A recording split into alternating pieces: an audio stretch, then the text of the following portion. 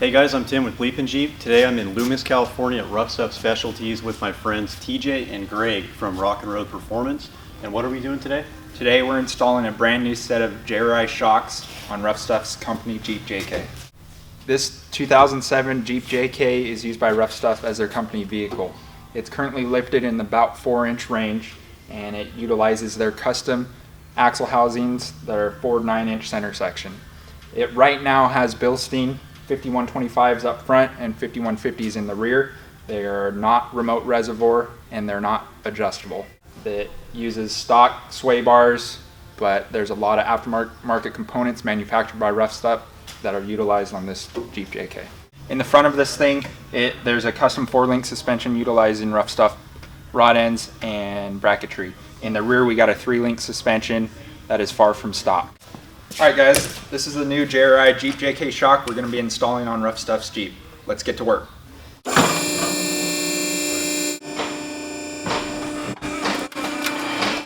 These are a very common aftermarket shock for this type of application.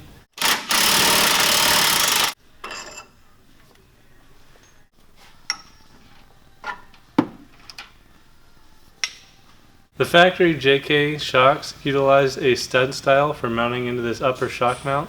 The JRI shocks use a eyelet style. So JRI has this awesome bracket that they send with their shocks that adapt from the stud style mount to the eyelet style, which is required here. So we're going to install this bracket first and then get to mounting the shocks after that.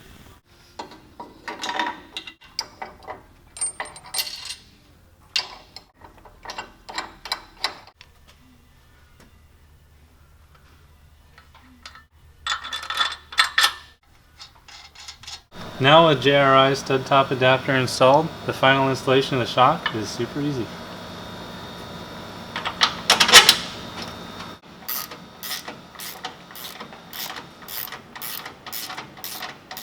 We left the top mounting bracket a little bit loose for final adjustments.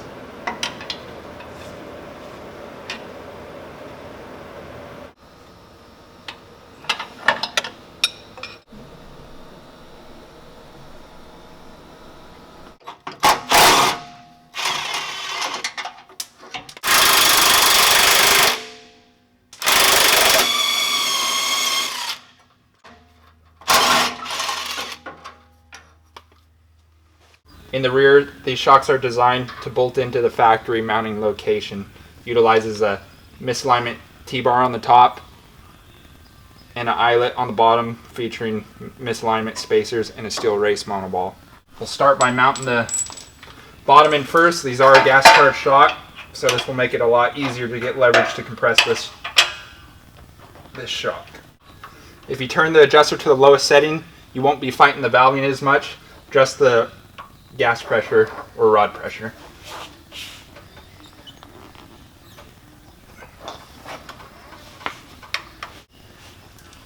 Utilizes the stock bolts, and they'll just bolt right in through the T-bar.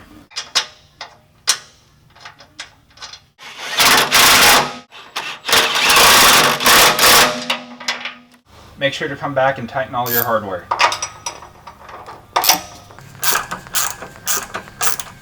These rear shocks utilize extra long reservoir hoses to give you complete flexibility on mounting in the rear. This allows you to tuck them up out of the way of dirt, mud, while positioning it in an easy spot for on-the-go adjustments. For the rear reservoirs, we're going to be using brackets available from Rough Stuff. This piece here, the rubber isolator, is included with your JRI shocks.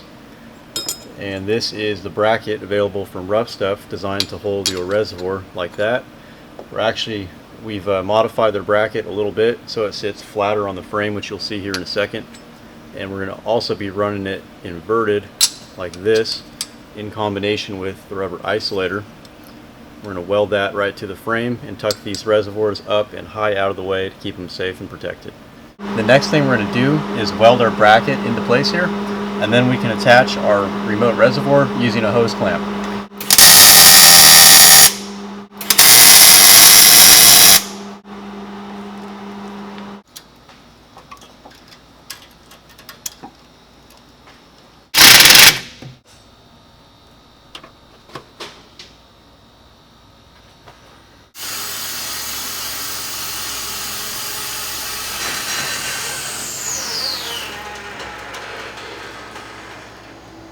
All right, guys, we just wrapped up our installation of our new JRI Jeep JK shocks. The installation went really well. What do you think, Tim?